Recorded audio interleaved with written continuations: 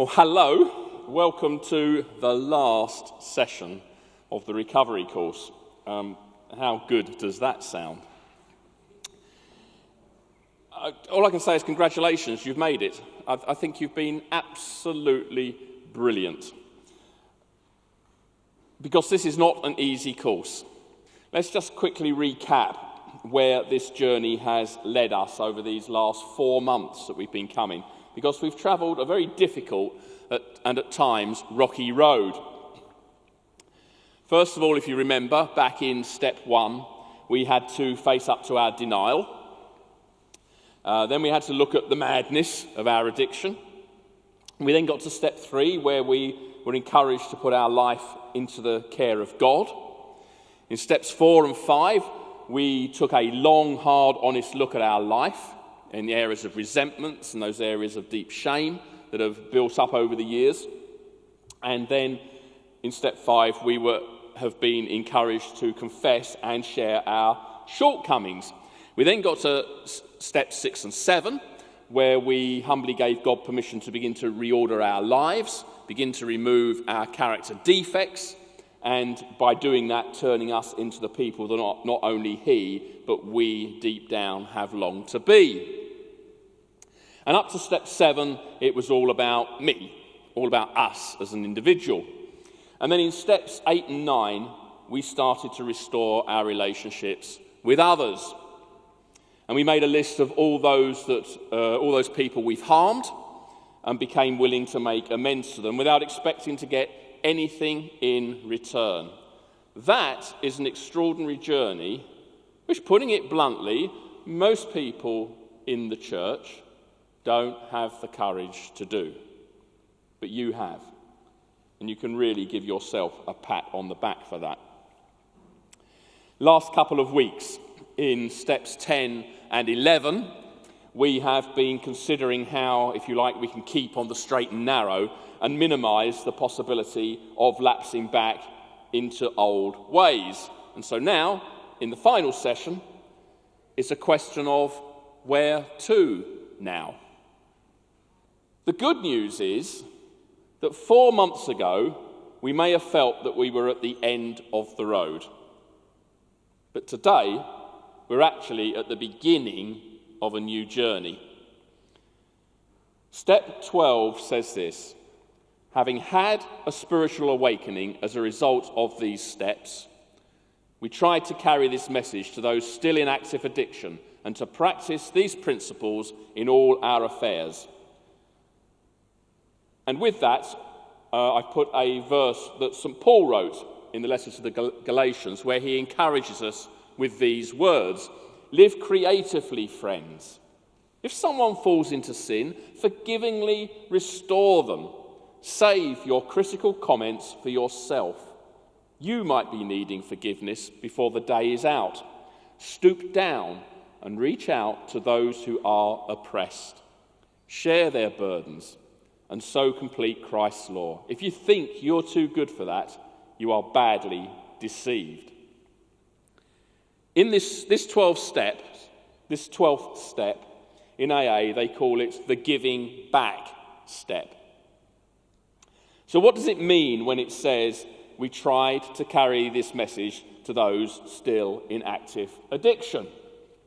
In the Bible, there are various key words that keep on coming up time and time again.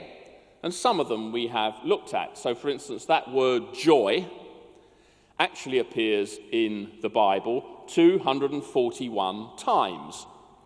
And that's why we can expect joy to be an important component of our lives from here on in. The word believe appears 289 times. The word pray appears 367 times. So again, obviously, prayer is an important component of our life. And that was something that we looked at last week. What word comes in the Bible more than those? Some of you will probably say, well, it's got to be love, hasn't it? Well, love does appear in the Bible 686 times. But there's one word that appears more than twice all of those put together. And that's the word give, given or gave. That word give appears 2,668 times. In Matthew 10, Jesus tells us, freely you have received, freely give. And so step 12 is talking about giving ourselves without any expectation of receiving anything in return. Our desire is to be used by God both in the things we say and the things we do, in telling others, if you like, of this good news that we've begun to hear and begun to experience. In Romans 8, St. Paul says this, with God on our side, how can we lose? He goes on, if God didn't hesitate to put everything on the line for us, embracing our condition and exposing himself to the worst by sending his own Son, is there anything else he wouldn't gladly and freely do for us? And once we begin to take this unconditional love fully to heart, maybe we could ask ourselves, in that case, is there anything I wouldn't gladly and freely do for him? We are all made in the image of God.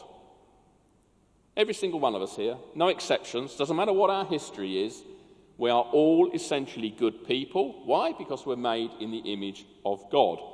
And we are most like God when we give ourselves to him and to those people around us. A few chapters later in that letter to Romans, Paul writes this, he says, therefore I urge you, in view of God's mercy, to offer your bodies as living sacrifices, holy and pleasing to God. This is your spiritual act of worship. In other words, we say to God, you can use all of me as you see fit. Everything that we call our own, our gifts, our talents, our time, our possessions, we now hold with a loose grip. It all comes from God in the first place, and now is the time to offer it all back for him to use as he desires. It's been said that the world is full of two kinds of people, givers and takers. The takers eat well, the givers sleep well. So I'd encourage you, be a giver. The wonderful thing I find about this course is that it's a team effort. Look through the 12 steps, and the words I and my are never mentioned, not once. The words we and our appear in those 12 steps 23 times. So we don't actually travel this road to recovery on our own. It's a program that works in community. In the Old Testament, there's a book called Ecclesiastes, and there it talks about how living this life in partnership with others is the right way forward. It says it's better to have a partner than go it alone. And if one falls down, the other helps. But if there's no one to help, tough. By yourself, you're unprotected. With a friend, you can face the worst. Can you round up a third? A three-stranded rope isn't easily snapped. So, if someone asks you to help on the next course, why not think about it? Newcomers will be inspired and encouraged by the journey you are travelling.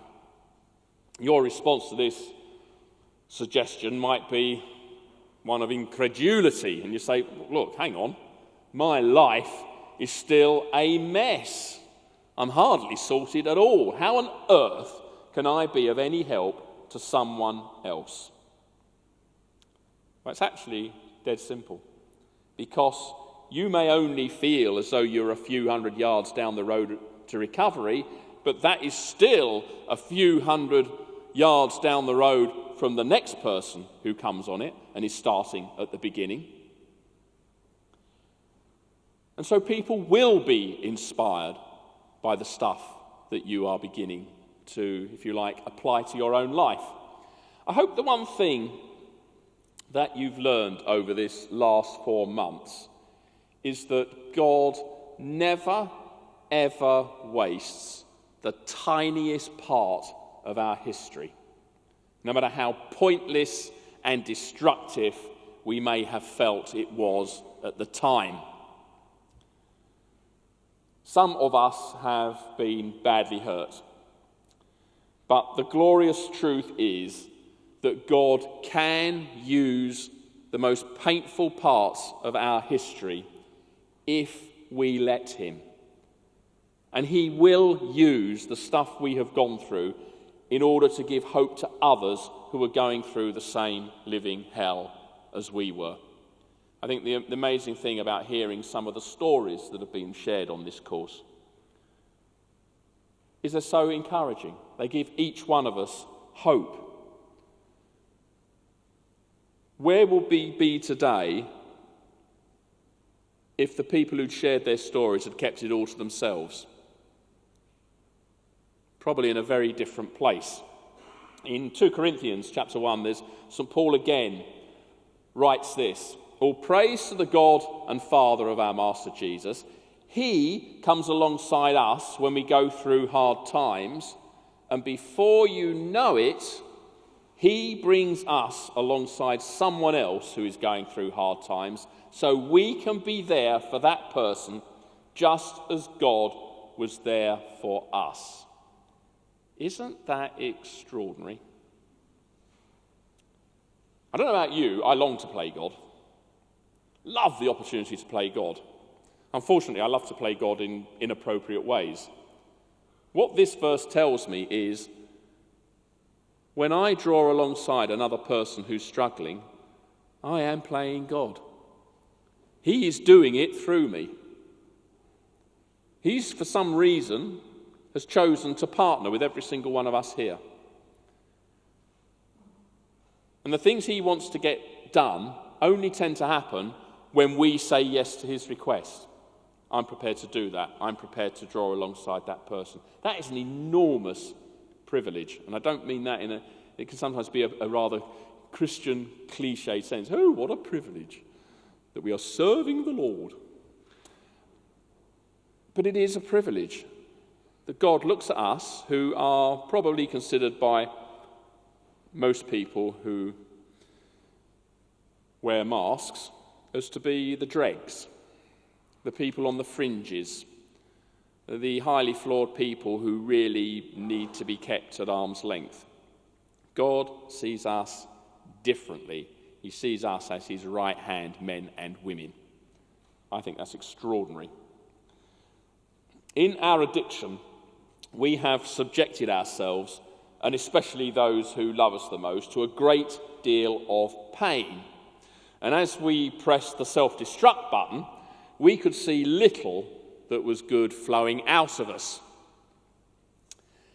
Hopefully now we are beginning to experience the truth that again is expressed in this letter to the Romans that Paul wrote, where he writes this: and we know that in all things God works for the good of those who love him, who have been called according to his purpose. So nothing that has gone before is wasted if we're willing to give it away.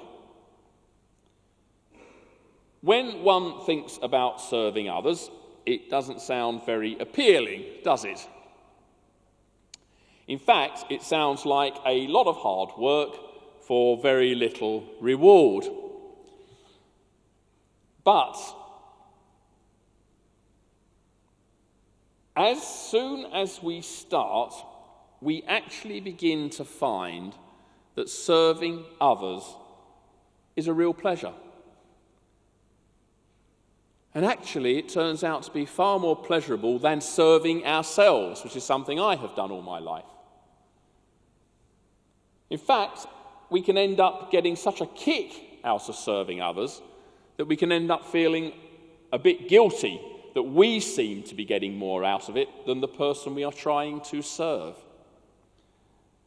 You will notice that the first few words of step 12 are, having had a spiritual awakening as the result of these steps. Now, we might comment at this point, well, I'm still waiting for my spiritual awakening. When is it going to happen? I mean, maybe my faith is probably not strong enough yet. Maybe I didn't confess enough things in step 5, and so on.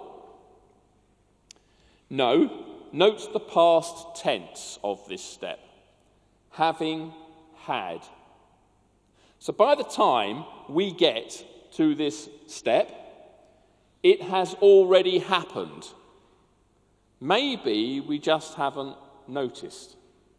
Maybe we're looking for the big explosive firework display, the big spiritual encounter, whereas in fact God often works in very quiet ways with us.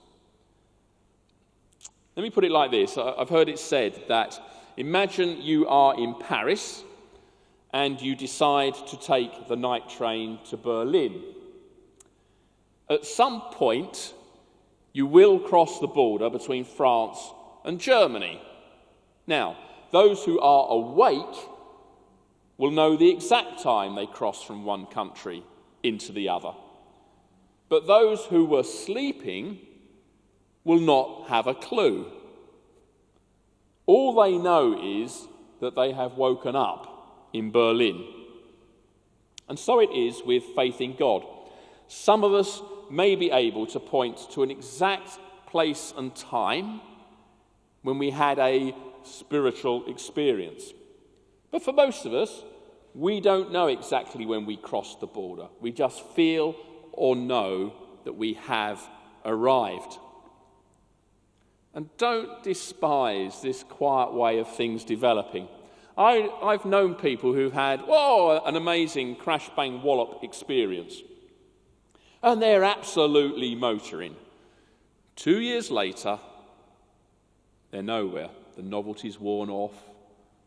They've moved on to other things. It was very much experience-based.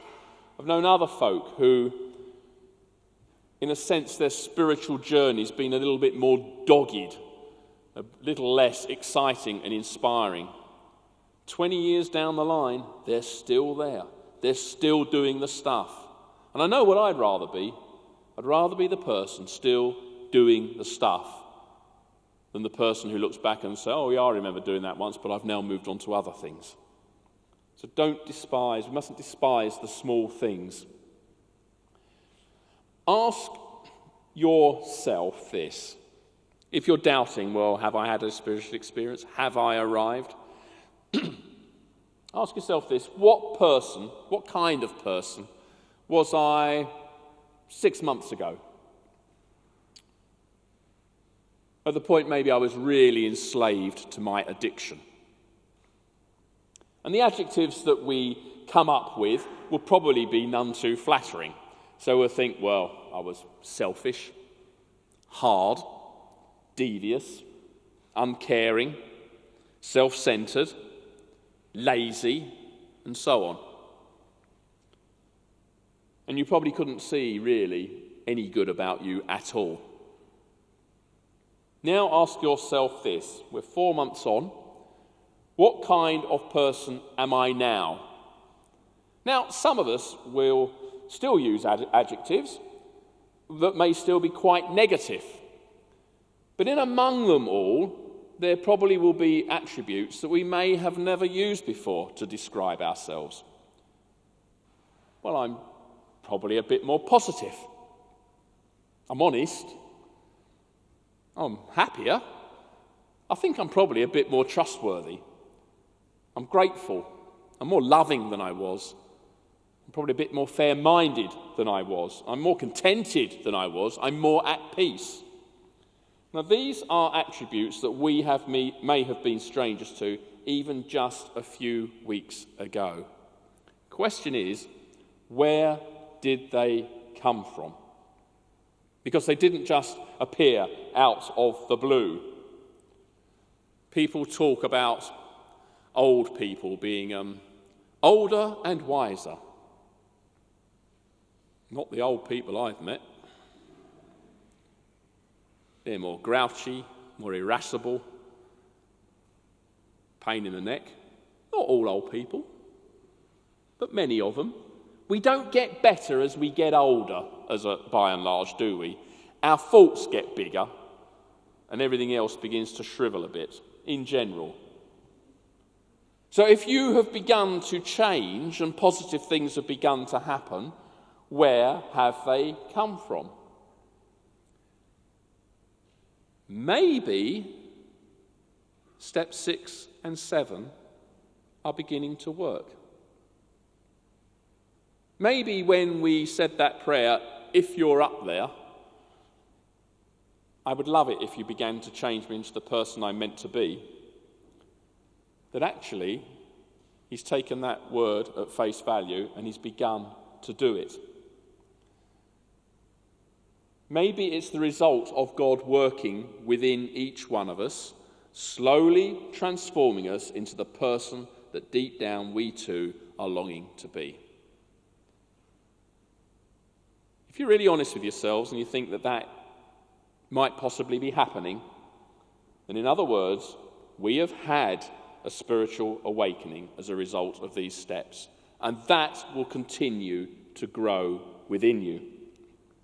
The 12-step program has been called a bridge to normal living, and that bridge spans the chasm between the shriveled, suppressed people that we were, living in the half-light of our addiction, and the place we are finding ourselves in now, because the Bible describes all of us as children of light, who are becoming increasingly fulfilled, creative, and contented.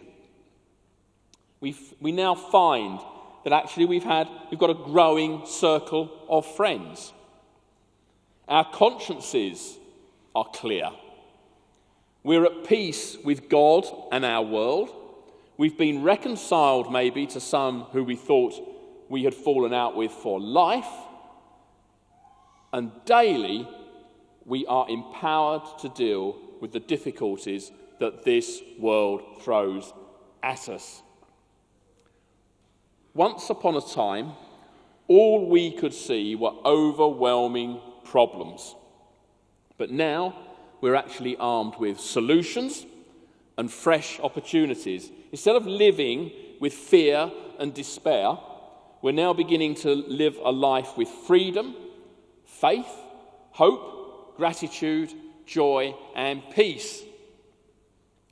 At all times and in all places, we have this loving God who is with us and for us. We're told we have his son Jesus who is guiding us and praying for us. The Bible's very clear that Jesus is constantly praying for us. That's astonishing. And finally, there's his Holy Spirit, who on a daily basis empowers us if we want him to. All we have to do is ask. It's madness, really, that we don't do these simple things. If we want to be empowered by God to change, the prayer, God, please send your Spirit on me now to change me, works. It isn't any more difficult than that. If we don't ask, we don't get it. If we do ask, we do get it. Sounds too good to be true, doesn't it? And it is too good, but it is also true. If that's not a spiritual awakening, then I don't know what is. At the wedding of the British Royal Prince William with Kate Middleton. The Bishop of London, Richard Charters, opened his sermon in Westminster Abbey with a quote from the 14th century mystic Catherine of Siena. And he said this, struck me at the time: "Be who God meant you to be, and you will set the world on fire."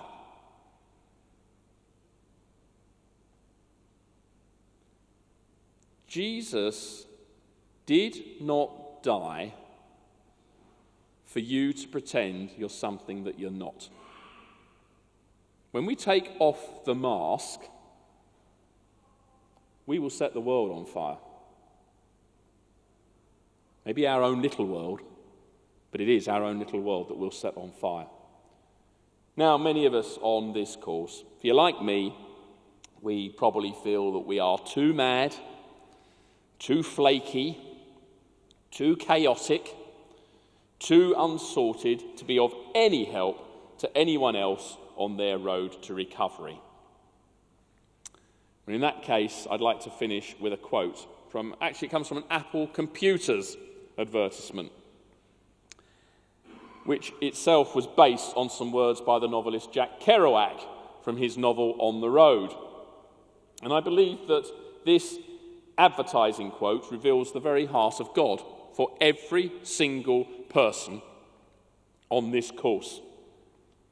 And bizarrely, I also think it has echoes of those words of St. Catherine of Siena.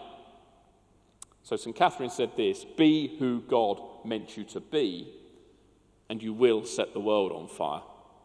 Apple Computers say this: "Here's to the crazy ones, the misfits, the rebels, the troublemakers, the round heads in the square holes, the ones who see things differently. They're not fond of rules, and they have no respect for the status quo. You can quote them, disagree with them, glorify or vilify them. But the only thing you can't do is ignore them, because they change things. They push the human race forward.